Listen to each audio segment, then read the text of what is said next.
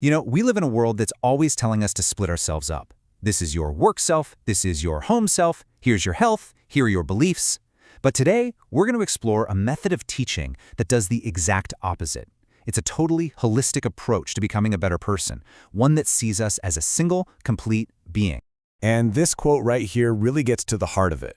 The teachings we're diving into weren't about fixing one part at a time. The idea was to teach the whole person, treating your soul, your body, and your mind like they're all part of one interconnected system. So, here's our game plan. We'll start with the holistic foundation, the big idea. Then we'll break down how the mind, the body, and your manners were developed. And finally, we'll see how it all comes together to form an integrated self. Okay, so this idea of comprehensive cultivation. It sounds great, but what does that actually mean? What did it look like in practice?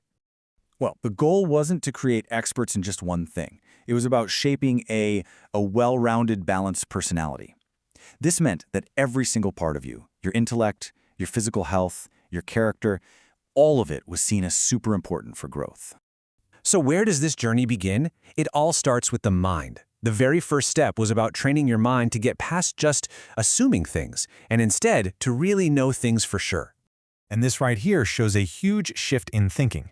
The companions were basically taught to stop just guessing or blindly following traditions. The new gold standard? Proof. Evidence. You had to verify things for yourself. And this wasn't just a good idea, it came straight from the source.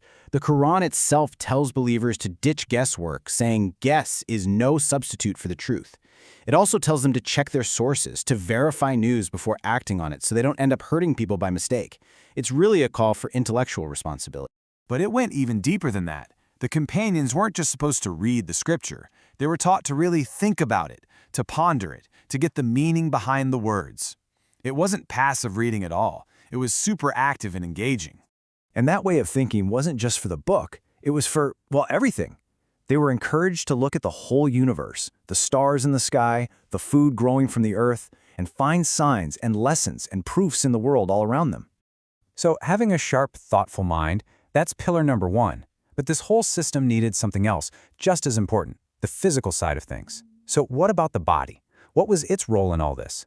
In a lot of spiritual paths, the body gets a bad rap. It's sometimes seen as this cage, an obstacle you have to ignore or even punish to free the soul. But this approach, it was completely different. The body isn't an obstacle at all. It's a sacred trust.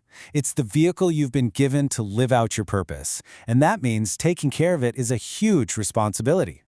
And this verse kind of sums up the guiding principle here. Balance, moderation. It's not about denying yourself everything, and it's not about going wild and being wasteful either. It's about finding that middle path and taking care of your body's needs responsibly. And the teachings really covered the whole spectrum of human needs. We're talking food, shelter, family, safety, even working for worldly success in a lawful way. Taking care of these things wasn't seen as some distraction from a spiritual life. It was a core part of it. Okay, this is where it gets really interesting. You have this cultivated mind, and you have this well-cared-for body. The idea is that they work together to build the third crucial piece of the puzzle, your character. And the ultimate role model for this, of course, was the Prophet himself. His character wasn't just a nice-to-have personality trait. The Quran itself describes it as being of an exalted standard. That was the goal to aim for. So you can see this clear flow, right? It starts with solid belief, deep in your heart. Then, that belief shows up in your actions, in the good things you do. And all of that culminates in your character, your manners. Good manners weren't just about being polite. They were the real, visible proof of what you truly believed inside. And the Quran is super specific about what this looks like. It lays out these concrete, actionable traits, things like being humble in prayer, avoiding useless talk, giving to charity, and being honest in your dealings. It's a complete blueprint for how to be. But why? What's the motivation behind all this? Well, the ultimate reason for developing this kind of character wasn't to get praise from people or for some personal gain. It was all about seeking God's pleasure. That was the core driver. All right, let's pull these three pillars together, mind, body, and manners, and see the final, complete picture this whole system was meant to create. And what you see is this incredible synergy. A mind that's trained to think deeply guides a body that's treated with respect and discipline. And when those two are in harmony, The result is a person with an amazing character, someone whose actions perfectly match what they believe. So that leaves us with a big question for our own lives today, right? We live in this world that tells us to keep everything in separate boxes: our work life, our personal life, our health, our beliefs. What can we possibly learn from a path that says, no, bring it all together?